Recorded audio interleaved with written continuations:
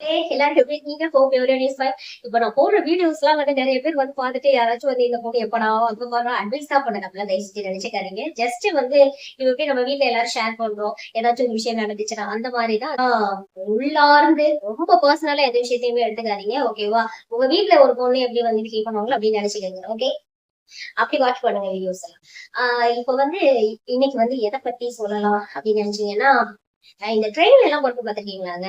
இந்த அன்ரிசர்வ்டா இருக்கட்டும், இல்ல இந்த செகண்ட் சீட்டிங்லாம் இருக்கும் இல்லையா? அதுல எல்லாம் வந்து பாத்திருக்கீங்கன்னா எப்படி இருக்கும்னா, நெறைய பேர் வந்து நான் நெறைய இடங்கள்ல பார்த்துருக்கேன். ரொம்ப என்ன சொல்றது? ரொம்ப நெறைய பீப்பிள் வந்து வொர்ஸ்ட்டா வந்து நடந்துப்பாங்க. அந்த மாதிரி ஒரு ஹெட்செட் இல்லாம வந்து ஃபோன வச்சு விட்டுருவாங்க. வீடியோஸ் பார்ப்பாங்க. அப்புறம் வந்து அதுக்கப்புறம் படம் பார்த்துட்டு வருவாங்க. பாட்டு கேட்பாங்க. அடுத்த குழந்தைங்க இருக்கு. அதுக்கப்புறம் வந்து குழந்தைங்க இருக்காங்க, பெரியவங்க இருக்காங்க, வயசானவங்க இருக்காங்க, தூங்குறாங்க அப்படிலாம் வந்து யாருமே அத பத்தி பொறுப்பாலாம் வந்து பார்த்துக்கிறது கிடையாது.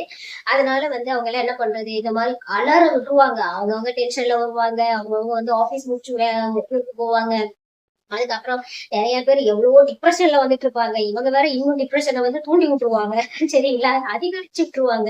அந்த மாதிரிலாம் எல்லாருக்கும் வந்து ஹெட்செட் இருக்கு இல்லையா? எல்லாருமே ஹெட்செட் வைக்காம யாருமே இருந்தது கிடையாது. ஏன்னா ஒரு டிராவல் பண்ண போறோம்னா, எது எது மேண்டேட்டரி டிக்கெட் மாதிரி இப்பல்லாம் வந்து ஹெட்செட்டும் வந்து ஒரு மேண்டேட்டரியான திங்ஸ் ஆயிடுச்சு. சரிங்களா? அப்ப ஹெட்செட் வச்சுக்கோங்க. அதுல வச்சு கேளுங்க. ஒரு ஹெட்செட் இல்லாம அவ்வளவு ஓப்பன் பிளேஸ்ல அவ்வளவு சவுண்ட், ட்ரெயின் சவுண்ட் எல்லாமே கேக்குது. அதுல எப்படி உங்களுக்கு கேட்க உங்களுக்கு எப்படி கேக்குதுன்னு தெரியல. அதுதான் ரொம்ப ஆச்சரியமான ஒரு விஷயம். சரிங்களா? அதுக்கப்புறம் நெறைய பேர் பாத்தீங்கன்னா, அந்த அன்ரிசர்வ்ட்ல எல்லாம் வந்து இது கூட்டமா இருக்கும். பயங்கரமா. எங்காச்சும் தப்பி தவறி அதுல வந்து ஒரு எமர்ஜென்சின்னு போகும்னு வச்சுக்கோங்களேன். அவ்வளவுதான். வெளிய வரதே ரொம்ப கஷ்டம். இந்த லேடீஸ்லாம் வந்து பாத்தீங்கன்னா, அது எஸ்பெஷலி லேடீஸ் கம்பார்ட்மெண்ட்லாம் பாத்தீங்கன்னா, இதுவா இருக்கும். அப்படியே ஒட்டி தரையோட படுத்துப்பாங்க. சரியா? அந்த லேடீஸ் எல்லாம் மிதிச்சு தாண்டி தான் எல்லாருமே போற மாதிரியான ஒரு சிச்சுவேஷன் இருக்கும். அப்ப கூட அவங்க எந்திரிக்கவே மாட்டாங்க. யார் இடிச்சாலும் சரி, யார் இது பண்ணாலும் டார்ச்சர் பண்ணாலும் சரி, அப்படியே படுத்தே கிடப்பாங்க. நெறைய பேரு மிதிச்சுட்டு எல்லாம் போவாங்க. ரொம்ப பார்க்கவே வந்து ரொம்ப இதா இருக்கும். அப்புறம் வந்து ஒரு ஸ்டேஷன் வந்துச்சு. ஒரு பெரிய ஸ்டேஷன் வந்துச்சு. அதுல இது பண்ணா கூட, போங்களேன்" அப்படின்னு சொல்லிட்டு ஒரு இர்ரெஸ்பான்சிபிள் பதில் வந்து குடுப்பாங்க. அந்த மாரி எல்லாம் தயவு செஞ்சு இது பண்ணாதீங்க. ஒரு நாள் போறோம்.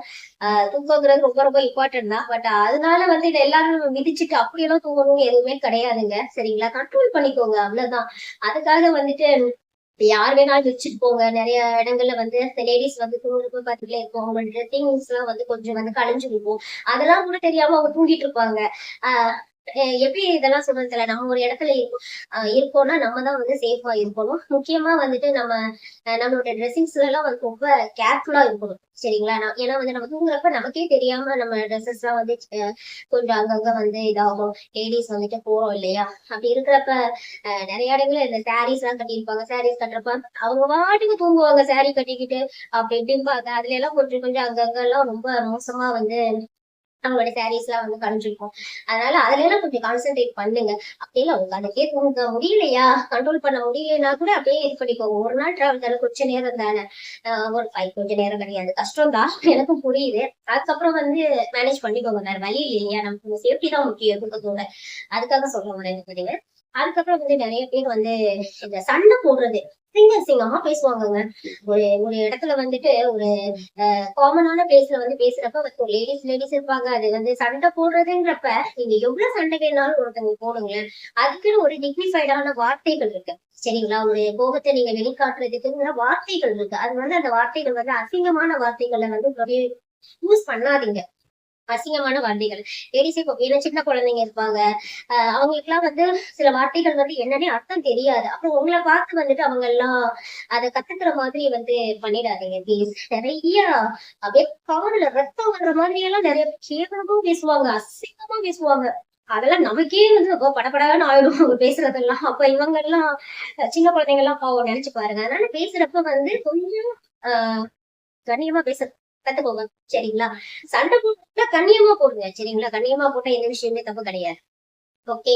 அடிச்சு புடிச்சு மண்டைய உடைச்சிட்டு நேரங்கள்லாம் ஆனா லேடீஸ் கம்பார்ட்மெண்ட்ல தப்பிக்கவே முடியாது. அந்த மாதிரியான ஒரு பிஹேவியர்ஸ் எல்லாம் வந்து இருக்கு. நம்ம நாட்டுல அதெல்லாம் கொஞ்சம் மக்களே நீங்க பாருங்க.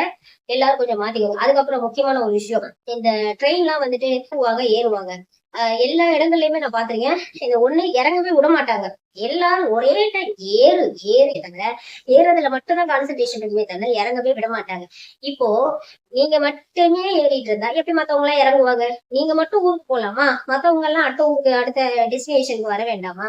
இடிச்சு பிடிச்சு தள்ளி இன்னைக்கு கூட வந்து ஒரு வீடியோ உங்களுக்கு ஷேர் பண்றேன் பாருங்க. அதுல பாருங்க அடிச்சு பிடிச்சு சண்டை இது பண்ணி ஒரு லேடி கீழே விழுந்து இதுல என்ன காமெடினா இவங்க இடிச்சு பிடிச்சு ப்ரெஷர் பண்ணி இங்க தள்ளுறதுல பின்னாடி வந்துட்டு பாத்தீங்கன்னா பிளாட்ஃபார்ம்ல இவங்க இருப்பாங்க. பின்னாடி வந்துட்டு ஒண்ணுமே இருக்காது. விழுந்து மண்டை உடஞ்சா என்ன ஆகும்? அதனால இந்த மாதிரி பொறுமையா இறங்குங்க, இறக்க விடுங்க. சீட்டு கிடைச்சா கிடைக்கணும் தான் முக்கியமா, சரிங்களா? அப்படி இல்லைன்னா மக்கள் தொகை ஜாஸ்தியா இருக்கு. அதுக்கு வந்துட்டு 1000 ட்ரெயின் விட்டா கூட தான் பத்த மாட்டேங்குது. அதுக்கு என்னதான் பண்றது? அதுக்காக அடுத்தவங்க மாட்டையை உடைச்சுதான் போய் இடம் குடிக்கணுமா என்ன? என்ன சொல்றதுன்னே தெரியல மக்களே. எல்லாருமே இப்படிதான் இருக்கீங்க. ஆனா நம்ம எல்லாரும் பாருங்களேன், நமக்கு வர்றப்போ வந்து நம்ம எல்லாருமே வந்து நமக்கு வந்தா நம்ம எல்லாருமே நீதிபதி ஆயிடுவோம். அடுத்தவங்களுக்கு வரப்ப நம்ம எல்லாருமே வந்து அதுன்னு சொல்லுவாங்க. அடுத்தவங்களுக்கு வந்தா நம்ம எல்லாருமே வக்கீலா இருக்கும். போடுறேன்னு நினைக்கிறேன். ஓகே. அதனால மக்களே எல்லாரும் வந்து இனிமையா கொஞ்சம் கோட்போட நடந்துக்கங்க, சரிங்களா? கரெக்ட் கிடையாது எல்லா விஷயத்துலயும். அதனால நம்ம கிட்ட இருக்க சின்ன சின்ன மிஸ்டேக்ஸை வந்து கரெக்ட் பண்ணிக்கலாம் அப்படிங்கிறதுக்காக நம்ம செய்யற எந்த ஒரு விஷயமும் அடுத்தவங்களை பாதிக்க கூடாது, சரிங்களா? தேங்க்யூ. பாய்.